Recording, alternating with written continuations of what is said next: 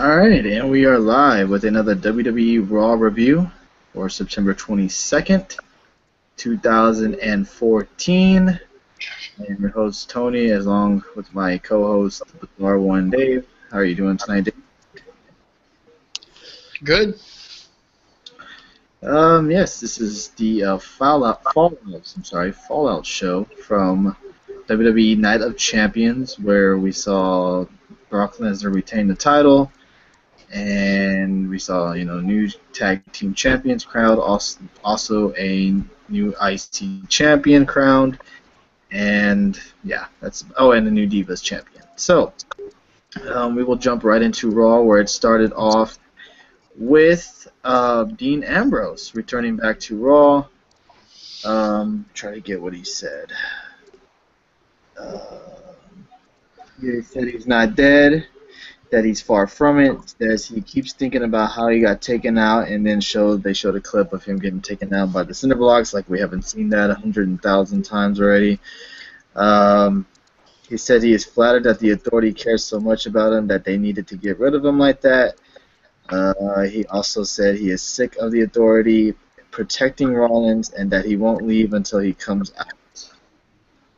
Did you enjoy that little promo or segment right there, Dave?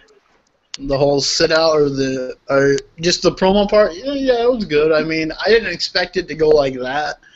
I was actually kind of surprised. I thought, if I was thinking about Raw tonight, I thought they were going to start with the Authority in the ring, and they were going to start them talking, and then all of a sudden, here comes Ambrose to jump on Rollins. I thought they would have it like that, but they didn't. I'll say later how I wish they would have done the last segment. I'll talk about that later. But, yeah, I mean, this was... Go ahead and continue on what else happened. John Cena comes out. He says he doesn't want to have a reason to not...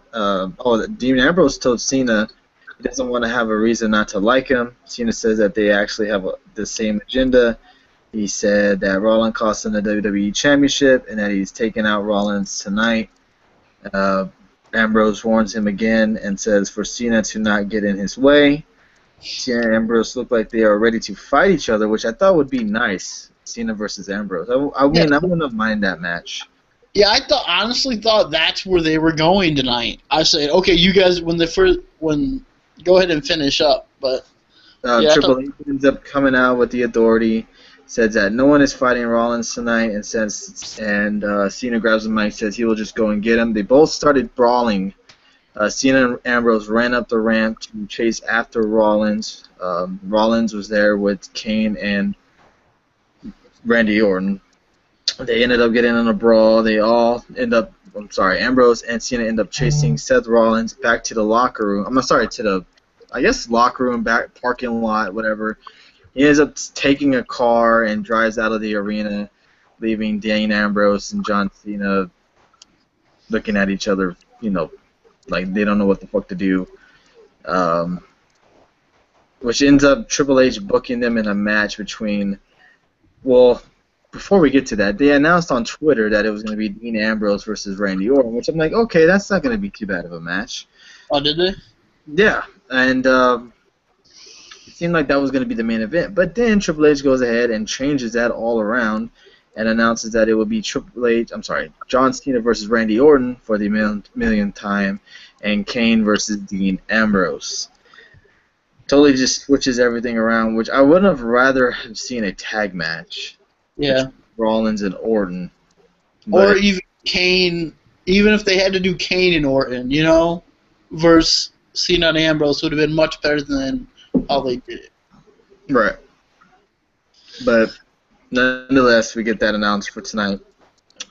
And let's get to the first match of the night, which was Dolph Ziggler taking on The Miz in the Intercontinental Championship rematch from last night's WWE Night of Champions, where this match was pretty much the same match we got on Night of Champions, minus the shitty commentary. I feel it was different because... the announcers, commentators, whatever you want to call them, they actually talked about the match. I mean, they were. The only thing for me that was. they almost basically said, okay, we owe these guys a do-over. And that's basically what it was. They gave them the proper respect they deserved. Instead of last night, they got no respect at all during their match. So tonight, they got more respect during the match. Actually got a called match. So I'll give them credit for that. It was a good match, too.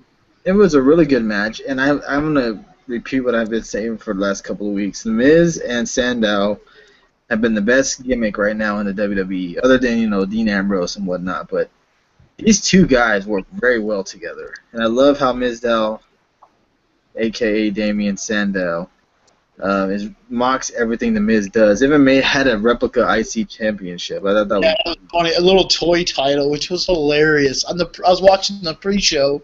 I don't know why, but I was. And they had those two backstage, and he started doing it on there. Yeah, and I'm sitting there thinking, and these last few weeks, more or less than anything, with Sandow or Mizdow, I feel Sandow, I'm going to call him Sandow, has outshined The Miz throughout this entire run. He's definitely more talked about. I know, and he's more entertaining. I mean, The Miz, I guess, is supposed to be entertaining, but to me, Sandow is coming over bigger than The Miz. Said the same thing, but still, that's just me. Well, let's get back to the matter. Dolph Ziggler ends up beating The Miz by pretty much the same way The Miz beat him last night, with the roll-up pulling the tights. And the Ziggler picks up the championship again. They're playing hot potato with the IC title. I know. I almost tweeted something about it, but I said, you know what, I'm going to wait and save it for the video. I do not understand this at all. Is this just for ratings and that's it? I mean, what was the point? There wasn't really a point, I guess. They want to make this title relevant and mean something again. Have a guy keep it for more than 24 hours. Yeah. I mean, at this point, is this just to hopefully get people watching? Oh, look, we got a new title match. Our new title changes hands on Raw. Whoop-de-doo. I mean, it meant nothing. A lot better. I think it would have been a lot better if maybe they started a new feud. Get a new team involved. Yeah, I mean, it made no sense to me. Bray Wyatt was supposed to be rumored to be that guy, and he wasn't even on Raw tonight. What guy? Bray Wyatt. I know, be what guy? Be the next guy to face Dolph Ziggler or be feuding with Dolph Ziggler. Yeah. See, pretty good match. Probably we'll see a rematch later down the road. I wouldn't be surprised. We get an update on. I'm sorry? I won't be surprised if it's tomorrow night. Well, tomorrow night, The Miz is going to be hosting Dean Ambrose on Miz TV, so that should be kind of interesting. I bet that leads to a match. That's got to lead to a match. Maybe Miz and Ambrose. I mean, that don't sound like a bad match, Miz and Ambrose. No, I think it's something different. It's something we haven't seen. It'd be nice to see Ambrose on main event. That might get some people to watch. Do you think next Monday on Raw we get another rematch for the Intercontinental title with The Miz and Dolph Ziggler? Yes. I hope not. I think it should be on SmackDown, but if they're gonna we got a title match on SmackDown. Yes, I know, but I'm saying if they're gonna have a rematch, let it be on SmackDown because they did announce is it the 10th year anniversary of SmackDown? Am I wrong? Not impossible. Is it 10 or 15? Has it been 15 years? Because they're at like over 780 episodes, so I'm not sure how many years it is. 15? It's been a long time. Yeah. On October 10th, they're doing their anniversary show. Maybe they'll have the IC Championship on the line there. I think that would be a good idea. Do that. Maybe get a couple people more watching. Have a championship match on SmackDown, like you're gonna do this weekend, which they announced on SmackDown this Friday. Will be the Usos taking on Stardust and Goldust in a rematch from the Night of Champions pay-per-view. Next match on the night was Bo Dallas taking on Jack Swagger, and a rematch from, was it SmackDown 2 weeks ago, right? It was SmackDown and Raw, I believe, both of them. Because I think Raw Swagger won, SmackDown Dallas won, and then tonight Swagger. So, Yes, Swagger won it. And a I don't know decent. how they're doing this. I honestly don't get it. But I mean, it's something different that has nothing to do with the main card base. It's more like something for like a main event or like a Superstars thing, really. But they're doing this on Raw, which I'm not trying to discredit any of these guys, but really it's not a major storyline that's really evolving on any pay-per-views or even a pre-show at all. Right. And that pre-show last night, we didn't talk about it all, but that was horrible.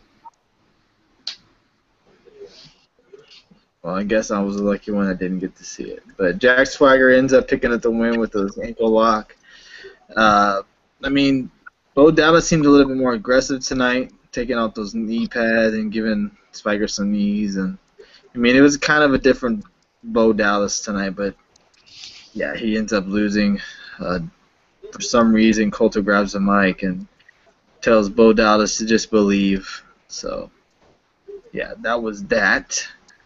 Then we saw, oh my goodness gracious, a Total Divas segment, which then involved to a match, which was Natalya versus Summer Rae, and I don't even know what to say about this match, to be honest with you. I don't know why they had it. I mean, just for Total Divas this weekend, I mean, whatever. Good for you. I mean, it was stupid. I don't understand it at all. But whatever. I understand that they want more people to watch Total Divas, but if you're going to have a Total Divas based storyline or something, at least make it a good match. Summer Rae was awful tonight. Yeah, I mean, Jesus, even on the mic. Good rest too, but it's like, yeah. I didn't care about the match at all. I mean, just to put Natalya on TV, I mean, just because they're the storyline, and they're going to be doing this for like the next 10 or 12 weeks, how many more weeks it's on, you know? I don't know how long the season is either. If it's 13 episodes, then we're going to see it for like the next 13 weeks. I don't know. But my lord, it was horrible. Natalya wins. Not much to talk about that match other than it was crap. Dean Ambrose ends up taking on Kane after that. And I thought it was an alright match. It was kind of slow. Wasn't the... I mean, it's... do you think it's time for Kane to hang it up? Yeah, I've been thinking that. I mean, I've been hearing rumors that this could be his last year. After this year, he's done. I don't know if that means the year all the way to WrestleMania or what. But, I mean, this Kane is just horrible. Ever since he got away from Daniel Bryan and he came back and he joined the Authority, he has been terrible. When he was with Daniel Bryan, at least it was still entertaining and kind of fun to see Kane wrestle, you know? But ever since they broke up that I'm the tag champions, that Team Hell No thing, he's been just terrible for like a year. Right. Well, Seth Rollins ends up getting involved into the match. Did he?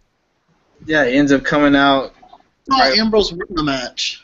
No, Ambrose, he ended up, when Ambrose did his finisher and was pinning it, Rollins jumped into the ring and got involved. Ended up being a DQ. Dean gets taken down by Rollins, and then Rollins goes out to grab a chair. Dean fights back immediately, but Kane stops him and then hits a choke slam. Rollins walks away, but then goes back to the ring. Dean ends up grabbing the chair and waits for Rollins to get back in the ring, but Rollins decides not to, and Dean stands tall as we go to a commercial break. After that, we return to Triple H confronting Rollins and Kane. Triple H says he has to stop starting all these fires, and Rollins doesn't understand why Triple H is saying that. Dean then comes from behind and attacks Rollins. Security ends up breaking up again, and they end up locking Dean in a closet room, which had security guarding it just in case he would end up breaking out of some kind. Which we all knew he was going to end up getting out somewhere, somehow, you know. 6-man tag match. Wasn't this match last week on Raw as well? I don't. Was it? Yeah, I think it was. You're right. Yeah, but it was still. I mean, I enjoyed this match. I really did. I mean, this is probably the only enjoyable match of the night for me, honestly. I mean, this was a really good match, I thought. I mean, that bump Sheamus took was freaking. Oh man. Yeah, he was hanging out from outside the ring, and Cesaro just threw him. That was pretty nice. To get I to mean, I enjoy these six guys. I mean, anytime they wrestle each other, I mean, they're awesome matches. yeah, I mean these guys have really good chemistry together. That's no doubt about it. And Cesaro and Sheamus, they always put on a good physical match.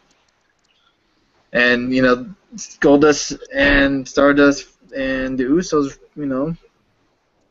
I haven't seen a bad match between these guys. They really do have a good little chemistry together. The Usos and Sheamus win. That pretty much makes me think that the Usos will be losing on SmackDown.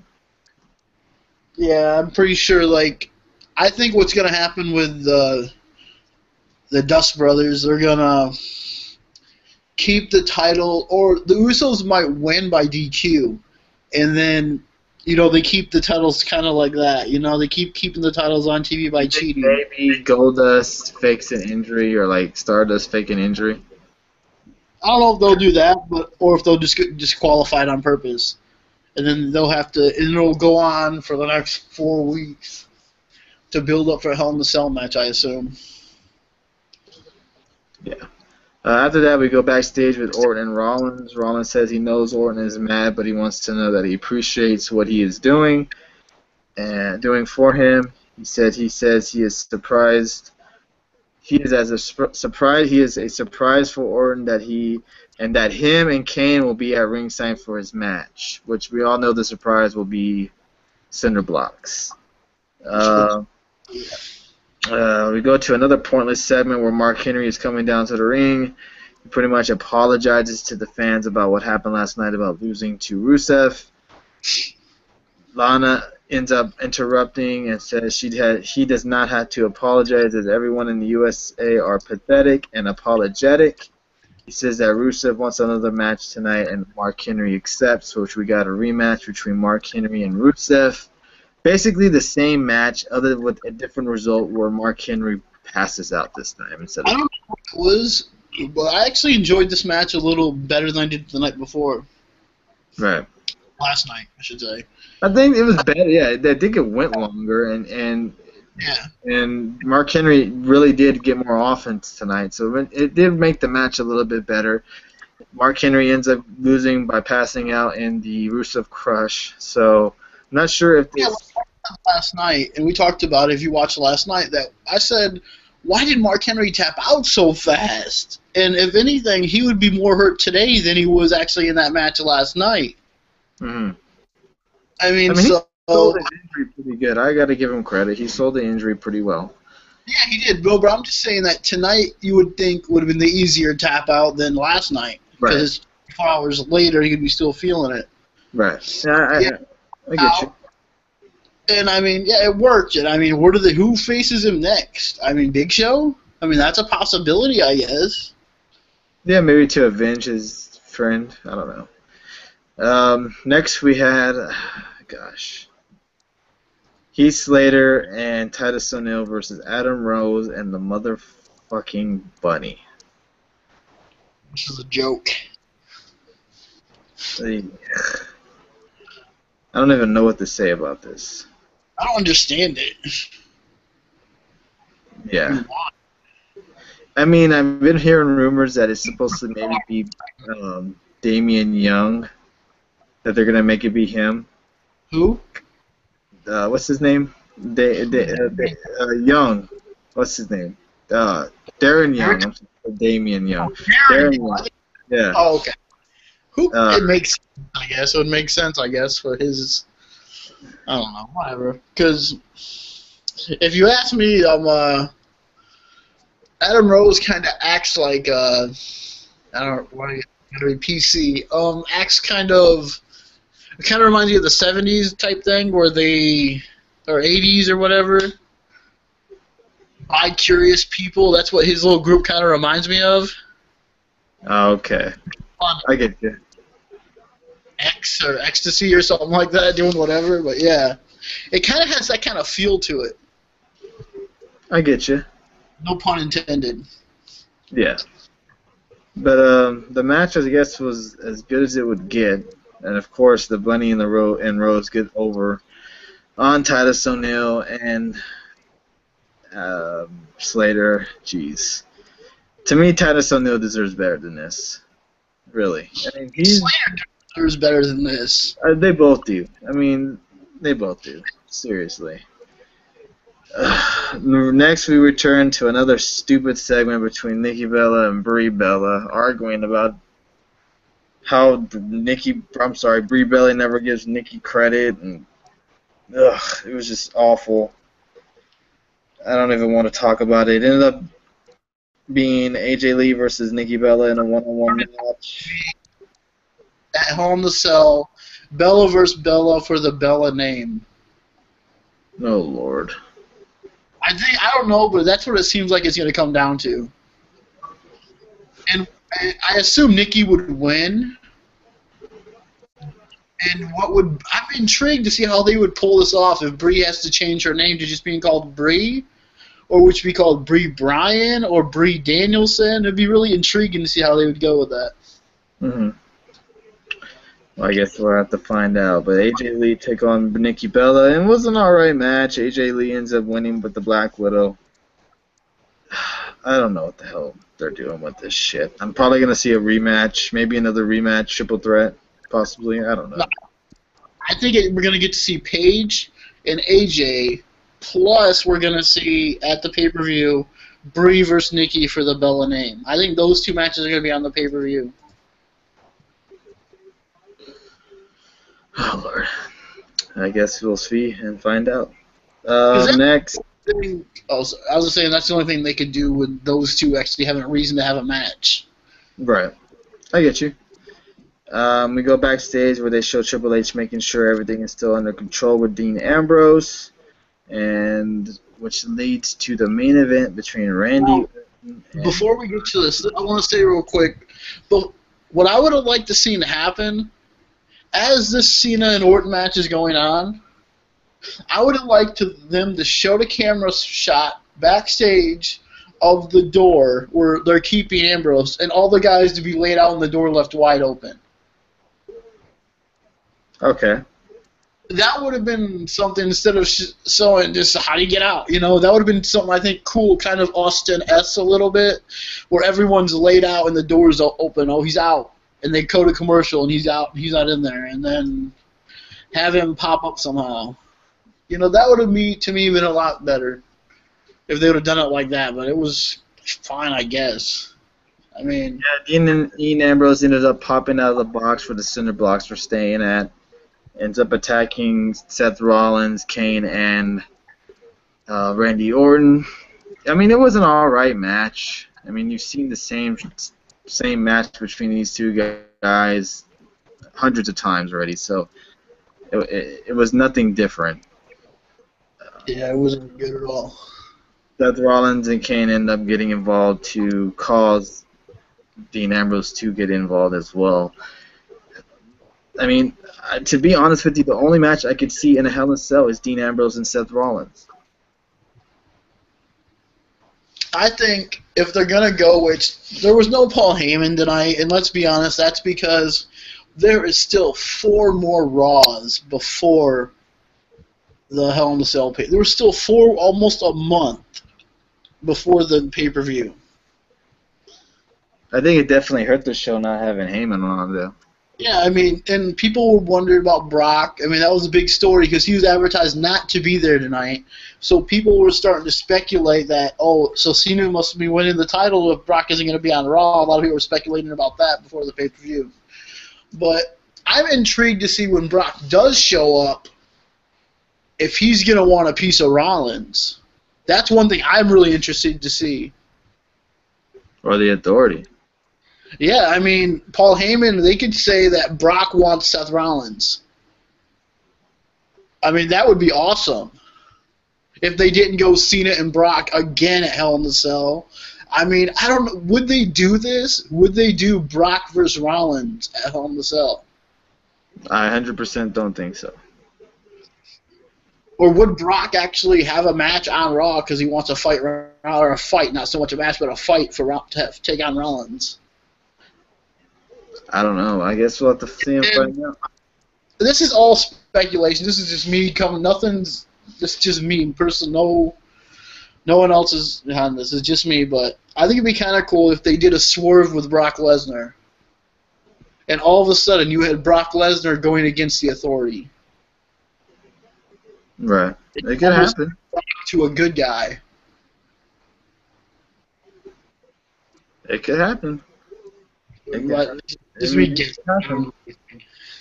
I think it'd be interesting to see Brock wanting to fight Rollins. I would love to see that. But yeah, but tonight's Raw was kind of another crap one. It's like because better than last week's. It was nice to see Dean Ambrose back on the show. It was a nice fresh air. He definitely makes the show better. But so, do you think it's hurting the WWE right now to have such long gaps between pay-per-views? Yeah, I think they need to make Raw 2 hours, and I think they need to, you know, I mean, the pay-per-views, I guess the gap is a little bit long, but I guess I understand it. But they need to start building more shows back on the network. They need to make Raw 2 hours. They need to make SmackDown a little bit better. They need to make more NXT stuff. I mean, they need a lot of things to do. They need to do a lot. And one thing we didn't talk about is because it was nothing. It was just a bunch of Twitter hype about the video game, and they did show a trailer for the new video game. It looks sweet, but everyone blew up. Twitter blew up this past weekend because everyone thought the big tweet that got sent out. We're tired of you. Fans are tired of waiting. The future is here next Monday, and everyone took that to be an NXT stars coming to Raw this Monday. And nothing even happened with that at all. Everyone blew that up. Kind of like when we all blew up the comic book pictures at Comic-Con, where everyone thought that it was going to be Kenta showing up on Raw or something like that. Mm-hmm. But yeah, we were kind of disappointed, and I almost forgot about it till like they started talking about the trailer. I'm like, oh yeah, and that was all it was.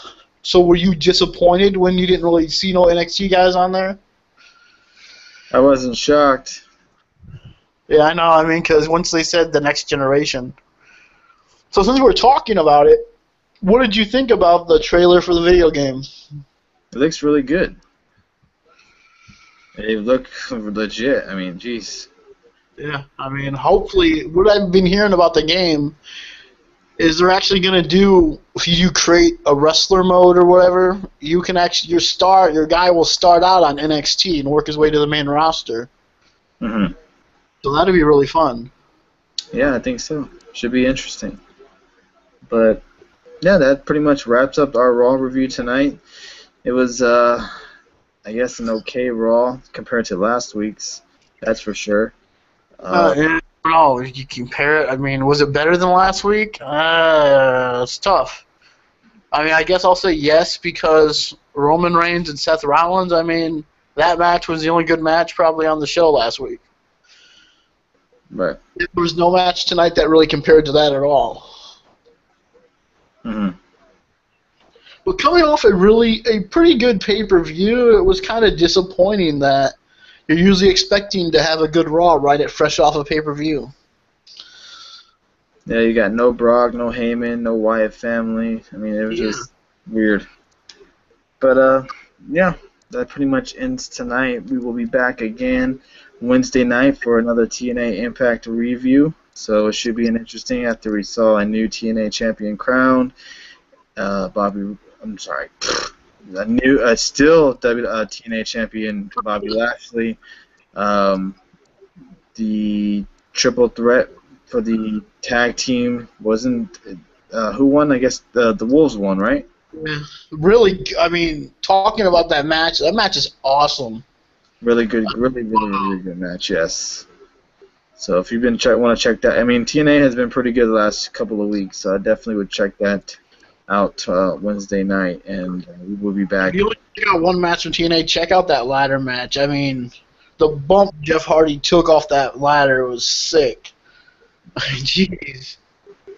Yeah, so we'll be back Wednesday night for an Impact review to give our thoughts and opinions, and then starting October 10th, looks like we'll be doing SmackDown reviews. So, yeah, we could do them here and there. We'll definitely do since it's going to be a SmackDown special, we'll do a little SmackDown review on that day. So, should be an interesting episode. Hopefully, it's nice and action packed. We'll see.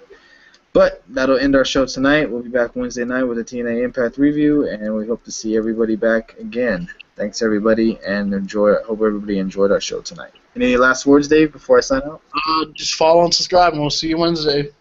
All right, Dave. See you then.